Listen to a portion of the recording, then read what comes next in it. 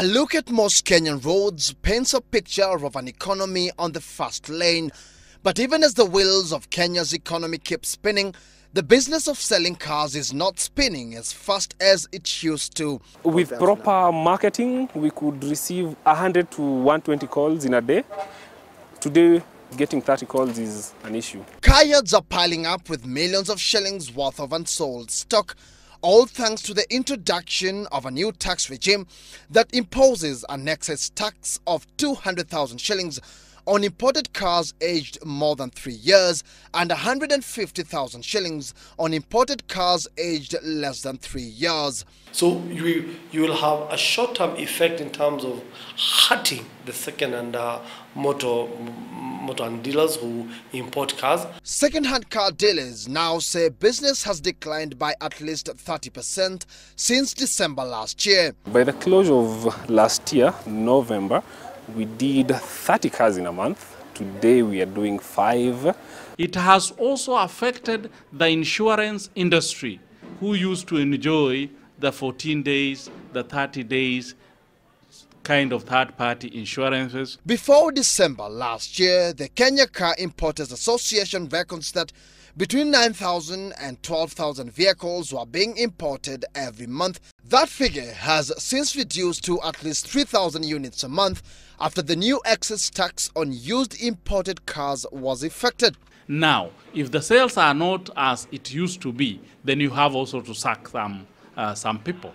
A development that is likely to hurt the livelihoods of at least 10,000 people who derive a livelihood from the car importation business.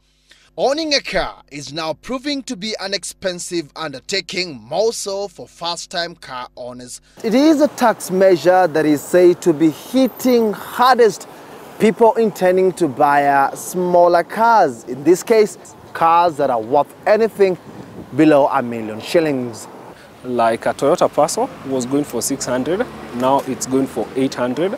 Toyota Vitz was going for 750 to 800. Now a Vitz you can get to for 1 million bob. On the flip side, the government is targeting to collect close to 25 billion shillings annually through the excise tax. But that may not be the only goal the government had in mind. We will ease the pressure on our infrastructure because now there's a reduction in the number of cars being imported.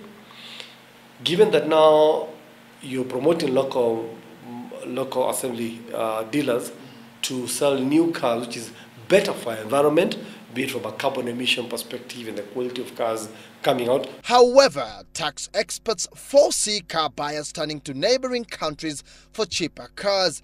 We'll see an interesting scenario whereby importers will now bring in cars, register them in Uganda or Tanzania or Rwanda, as we've seen, and then try and get them into the local market. And for those still determined to focus on car importation as a business, a change of tack is inevitable. I don't know what will happen, but I'm thinking people will stop stocking vehicles and start doing online marketing. An option that may prove bitter for a market that subscribes to the adage that seeing is believing. Patrick Igunza, Sunday Live.